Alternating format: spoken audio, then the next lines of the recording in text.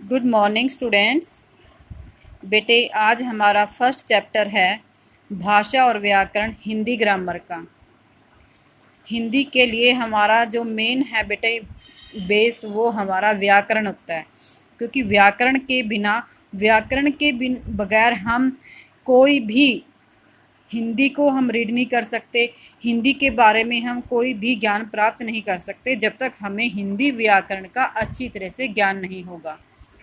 तो आज हम जो हमारा फर्स्ट चैप्टर है भाषा और व्याकरण उसके बारे में रीड करते हैं। हमारा फर्स्ट हमारा ये है कि भाषा यानी भाषा क्या होती है। भाषा वह माध्यम है जिसके द्वारा मनुष्य यानी जिसके द्वारा हम अपने विचारों को दूसरों के सामने आदान प्रदान करते हैं, यानी दूसरों के विचार सुनते हैं और अपने विचार दूसरों के सामने प्रकट करते हैं। तो वो क्या है, वो भाषा कहलाता है। नहीं, भाषा वह माध्यम है जिसके द्वारा मनुष्य अपने विचारों का आदान प्रदान करते हैं, एक दूसरे के विचार हम सुनते हैं और बोलते हैं। आगे हमारा भाषा के कितने प्रकार की होती है। भाषा 3 प्रकार की होती है। सबसे पहली है मौखिक भाषा, लिखित भाषा और सांकेतिक भाषा। सबसे पहली है हमारी मौखिक भाषा। मौखिक क्या है?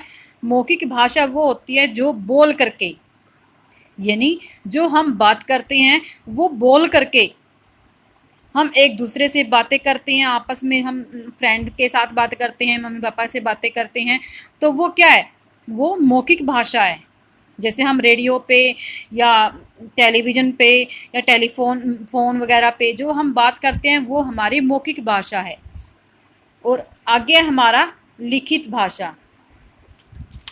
लिखित भाषा क्या कहलाती है? लिखित भाषा है जो रिटन में, यानी जो हम अपने विचारों को लिख करके एक पेज पे हम अपने विचार लिखते हैं या पत्र लिखते हैं, कोई पुस्तक है, कोई ब्लैक बोर्ड पे जो लिखते हैं, तो वो ये सब क्या है, वो है लिखित भाषा यानी रिटन लैंग्वेज, वो लिखित भाषा कहलाती है।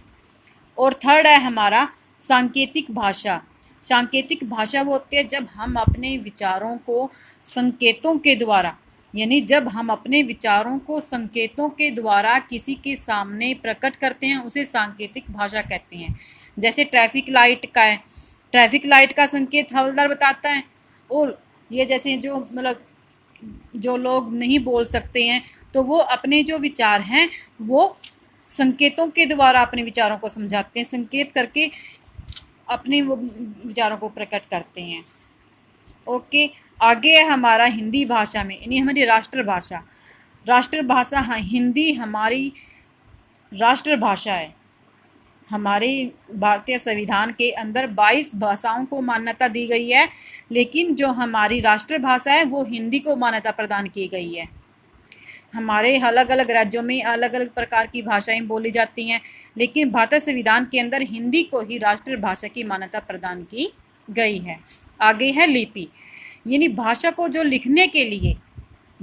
लिखने के लिए जिस ढंग का हम प्रयोग करते हैं उसे लिपि कहते हैं। जैसे हिंदी, संस्कृत, नेपाली, मराठी, उन सब की लिपि कौन सी है? देवनागरी। और अंग्रेजी भाषा की लिपि है रोमन, पंजाबी की गुरुमुखी, उर्दू और अरबी की लिपि है फारसी। आगे है व्याकरण।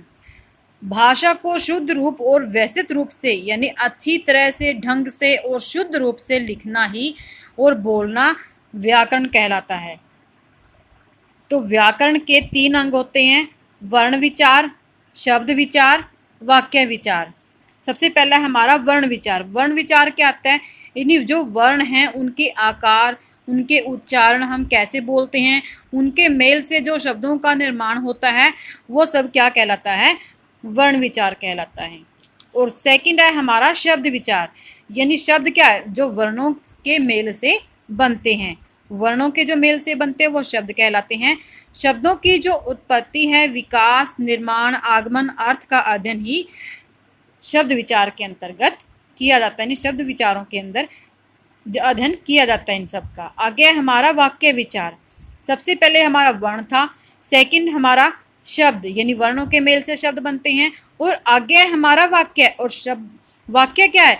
वाक्य है जो शब्दों के मेल से बनता है, वर्णों के मेल से शब्द बना और शब्दों के मेल से वाक्य बना। वाक्य के भेद, वाक्य का गठन, पदों के पारस्परिक संबंध का अध्ययन, इन सब का अध्ययन हम किसके थ्रू करते हैं? वाक्य विचार के अंदर। ये आज हमारा फर्स्ट चैप्टर था हिंदी व्याकरण का। तो आप, आई होप कि आपको अच्छे से ये समझ में आ गया होगा और आपको ये अच्छे से रीड करना है और इसको जो इसकी भाषा व्याकरण है आपने इसका बुक पे अपनी फिल कर लेना है। अगर किसी ने नहीं किया, वैसे मैंने पहले करवाया हुआ है, अगर किसी ने ना भी किया है तो अपनी अच्छे से बुक फिल कर लेना बेटा। ओके।